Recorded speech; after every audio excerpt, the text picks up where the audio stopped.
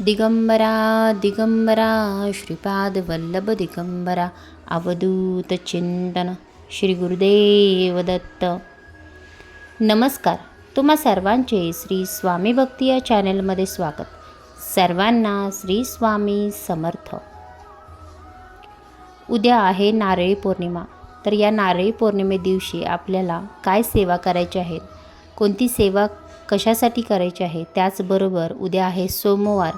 तर आपल्याला महादेवांसाठी कोणत्या सेवा आपल्याला उद्या करायच्या आहेत, कोणती शिवामूठ व्हायची आहे, याविषयीची सर्व माहिती आजच्या व्हिडिओच्या माध्यमातून सांगणार आहे. आपण जर माझ्या चॅनलवर नवीन असाल, व्हिडिओ पहिल्यांदाच पाहत असाल, तर नक्की माझ्या चॅनलला पहिल्यांदा सबस्क्राईब करा आणि जवळील बेल आयकॉन नक्की प्रेस करा. म्हणजे आपल्या चॅनलवर जेव्हा नवीन व्हिडिओ अपलोड होईल तेव्हा त्याचे नोटिफिकेशन तुमच्यापर्यंत येत राहील. व्हिडिओ स्किप न करता अगदी शेवटपर्यंत नक्की पहा. उद्या आहे नारळी पौर्णिमा. या नारळी पौर्णिमेला आलेला आहे सोमवार. तर सोमवारी आपला हा तिसरा सोमवार आहे. या तिसऱ्या सोमवारी आपल्याला भगवान महादेवांची सेवा देखील करायची आहे. हा योग जवळजवळ 71 ते 70 वर्षांनी हा योग आलेला आहे.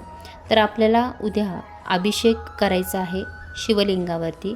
हा अभिषेक तुम्ही आपल्या घरच्या घरी देखील करू शकता किंवा केंद्रामध्ये मठामध्ये तुम्ही सामुदायिक पद्धतीने देखील अभिषेक करू शकता.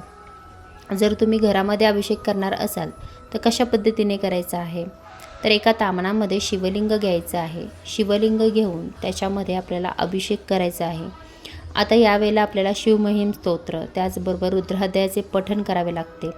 जर तुम्हाला हे जमत नसेल तर तुम्ही शिवांची 108 नावं घेऊन तुम्ही जलाभिषेक किंवा पंचामृताचा अभिषेक करू शकता उद्या. किंवा तुम्ही जर तुम्हाला 108 नावं माहिती नसतील तर तुम्ही ओम नमः शिवाय असा मंत्र जप करून 108 वेळा हा मंत्र जप करा आणि अभिषेक करा. अशा पद्धतीने अभिषेक केला तरी आपल्याला चालणार आहे. त्यानंतर ते शिवलिंग आहे हे स्वच्छ पुसून स्वच्छ पाण्याने पुन्हा एकदा धुवून घ्या आणि मग आपल्याला पुन्हा जे शिवलिंग आहे त्या शिवलिंगाला आपल्याला काय करायचं आहे, भस्म लावायचं आहे. त्यानंतर आपल्याला शिवाची आरती करायची आहे. त्याचबरोबर आपल्याला एक शिवमूठ देखील अर्पण करायचे आहे. तर उद्या आहे तिसरा सोमवार. तर आपल्याला मुगाची शिवमूठ अर्पण करायची आहे. तर मूग हातामध्ये घेऊन आपल्याला पाण्याने थोडेसे ओलसर करून शिवामूठ अर्पण करायचे आहे. अशा पद्धतीने उद्या आपल्याला ही सेवा करायची आहे. आता उद्या आहे पौर्णिमा. बऱ्याच जणांचे सत्यनारायण चालू होतील. उद्या सत्यनारायण आपल्याला करायचं आहे. श्रावणामध्ये सत्यनारायण दर पौर्णिमेला आपण सत्यनारायण करतोच. त्याचबरोबर दर श्रावण महिन्यामध्ये आपण सलग अखंडपणे 5-7 अशा देखील सत्यनारायण करू शकता. सत्यनारायण कशा पद्धतीने करायचे आहे, सत्यनारायण कसे करायचे असते याविषयी आपल्या चॅनलवर व्हिडिओ अपलोड झाला आहे. या ठिकाणी मी लिंक डिस्क्रिप्शनमध्ये देते. आपण त्या ठिकाणी जाऊन सत्यनारायणविषयी पूर्ण माहिती घ्या. आता ज्यांनी कधीच सत्यनारायण केलेला नाही पण त्यांना करायची इच्छा आहे, त्यांनी आवर्जून उद्या नारळी पौर्णिमेपासून सुरुवात करायला काहीच हरकत नाही. तुम्ही उद्या पौर्णिमेपासून सुरुवात करा. दर महिन्याच्या पौर्णिमेला अगदी घरच्या घरी तुम्ही सत्यनारायण करू शकता. आता ही सत्यनारायणाची पूजा आपण का करतो, तर आर्थिक प्रगती होण्यासाठी, आलेली लक्ष्मी आपल्या घरामध्ये स्थिर स्वरूपामध्ये राहण्यासाठी आपण ही सत्यनारायणाची पूजा करत असतो. सत्यनारायणची पूजा मांडणी याचा जो काही व्हिडिओ आहे तो मी केलेला आहे. तो डिस्क्रिप्शनमध्ये त्याची लिंक दिलेली आहे. तुम्ही आवर्जून त्या ठिकाणी जाऊन सत्यनारायण कशा पद्धतीने करायचा हे तुम्ही पाहू शकता. त्याचबरोबर उद्या पौर्णिमेची आपल्याला अजून एक आपल्या कुलदेवीची सेवा आपल्याला आवर्जून करायची आहे, ती म्हणजे कुंकुमार्चन. आता कुंकुमार्चन आपण दर पौर्णिमेला करायचं असतं. आता उद्याचा जो दिवस आहे तो अतिशय उत्तम आहे आणि आपल्या जी कुलदेवी आहे तिची सेवा आपल्या घरामध्ये होणं देखील गरजेचं आहे. तर आपल्याला उद्या कुंकुमार्चन आवर्जून करायचं आहे.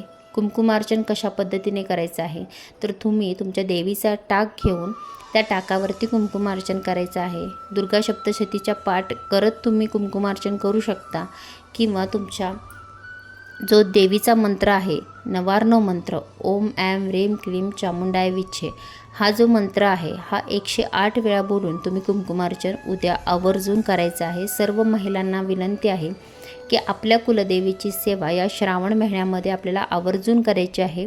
आणि त्यामध्येच उद्या आलेली आहे नारळी पौर्णिमा आणि हा योग खूप दिवसांनी आलेला आहे. तर तुम्हाला ही सेवा आवर्जून आपल्या कुलदेवीची आपल्या घरामध्ये करायची आहे.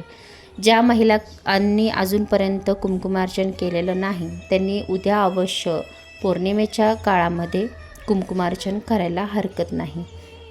आता ज्या काही स्त्रिया आहेत त्यांनी जर माहेरी असतील तरी देखील ही सेवा करायला कोणतीच हरकत नाही.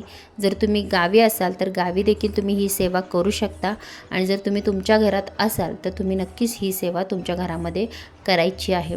कुलदेवी हीची सेवा ही आवर्जून आपल्या घरामध्ये झाली पाहिजे, कारण कुलदेवी ही आपल्या कुलाचं रक्षण करणारी असते. त्यामुळे तिची सेवा ही करणं खूप महत्त्वाचं आहे. तर ही दर पौर्णिमेला आपण कुलदेवीची सेवा करतो. हा योग खूप दिवसांनी खूप वर्षांनी आलेला आहे. तर उद्या आपल्याला रुद्राध्याय देखील आपल्या घरामध्ये पठण करायचं आहे, सत्यनारायण करायचं आहे आणि त्याचबरोबर कुलदेवीची सेवा देखील करायची आहे.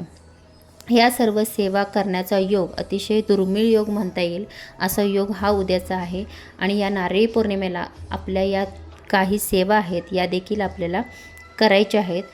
आर्थिक प्राप्तीसाठी आपण सत्यनारायणाची सेवा करतो. ही देखील सेवा बऱ्याच महिलांना आर्थिक अडचण असते, कर्ज असतं, तरी त्याच्यासाठी तुम्ही जर कोणती सेवा करायची असेल तर तुम्ही सत्यनारायण आहे ही करायला सुरुवात करा.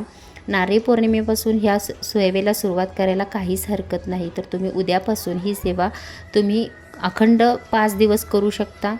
आणि जर तुम्हाला एकदाच करायची असेल तर दर पौर्णिमेला तुम्ही ही सेवा करायची आहे. म्हणजे उद्या नारळी पौर्णिमेपासून तुम्ही ही सेवा करायला सुरुवात करू शकता.